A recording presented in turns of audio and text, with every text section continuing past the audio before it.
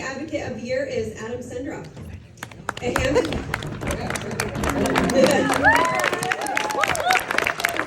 He is a Hamden native who continues to serve his community. Adam Sendroff spent a decade as a member of the Hamden Board of Education. More recently, he was named Community Development Manager for the town of Hamden. He has spearheaded some wonderful initiatives, such as an overnight warming center for those who are homeless. That is amazing, it really is. A gun buyback event, and a community garden to benefit the food pantry. He was integral during the pandemic, coordinating a variety of food security programs, as well as community testing and vaccination events. Right now, he works for Whitson's School Nutrition, working as a liaison between Whitson's and the Hamden School District. He works hard to make sure all eligible students receive free or reduced price meals, which does carry into the summer months when school's not in session. Stay excellent, Adam. Keep doing amazing work. Please welcome Adam Sendroff.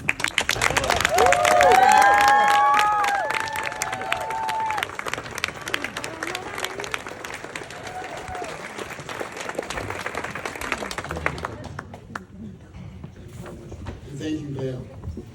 Good evening, everybody. So my best friend is here tonight, former Mayor Scott Jackson. And Scott would sometimes say something that I often think about. He said, Hamden is a big town that thinks it's a small town. Hamden is a big town that thinks it's a small town, and I feel that dichotomy tonight.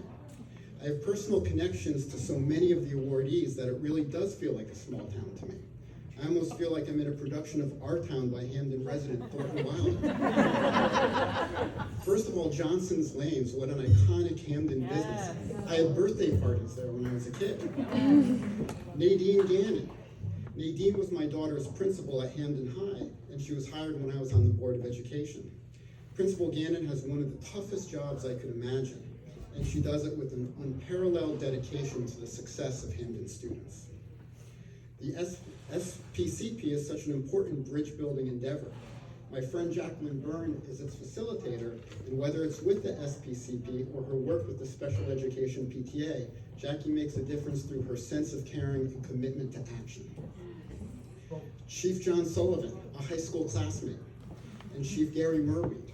I'm grateful to have had these gentlemen as colleagues, and I'm proud to call them friends. I've learned a lot from both of them. And to complete the small town feel, even my dentist. But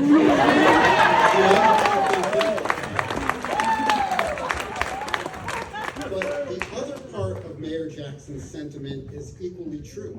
Hamden's a big town. We're an inner-ring suburb with a population of over 60,000 that's diverse in every conceivable way.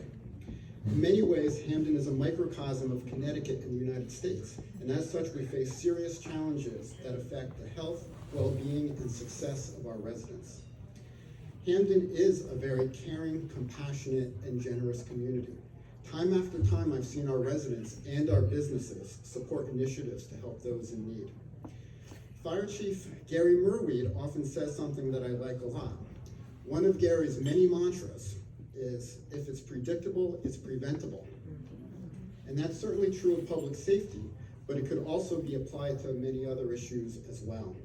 I would suggest that too often we respond to the symptoms of social problems at the expense of trying to stop them from happening in the first place. If food insecurity is predictable in certain neighborhoods, then it is preventable.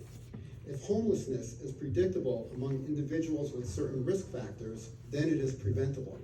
If barriers to learning and education are predictable, then they are preventable. If higher prevalence of chronic disease is predictable by zip code, then it is preventable. If gun accidents and gun violence are predictable, then they are preventable. And if something like childhood lead poisoning is predictable, then that also is preventable. Or at least it all could be. I could go on citing all kinds of issues that are a result of disparities, inequities, and injustices in social conditions. But what I'd like everyone to think about is how we could focus on the root causes of these issues in addition to the symptoms. How could we intervene way upstream to prevent the downstream consequences that manifest into these problems before they arise?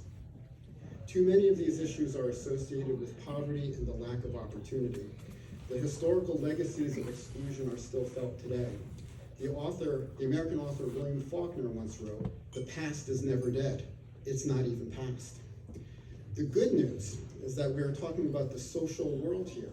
And since the social world is created by us, that means it could be changed by us. There is nothing written in stone about the way things are. It's not some unchanging law of physics. We're talking about the choices we make as a society. And that's the hopeful thing I want to convey here tonight. We have the power to make the predictable preventable if we have the shared vision and the will to do so. And that's something I hope you agree that a big town that thinks it's a small town can do. I'd like to thank the Chamber for this award. I'm fortunate to have been part of a great many teams over the years, and I share this award with all of them. Many of you are here tonight. And a big thank you to my very supportive family and friends. My parents, Mark and Barbara, are here.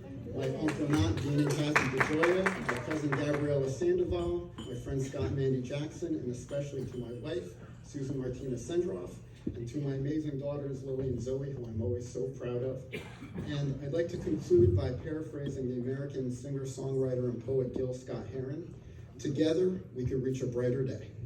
Thank you.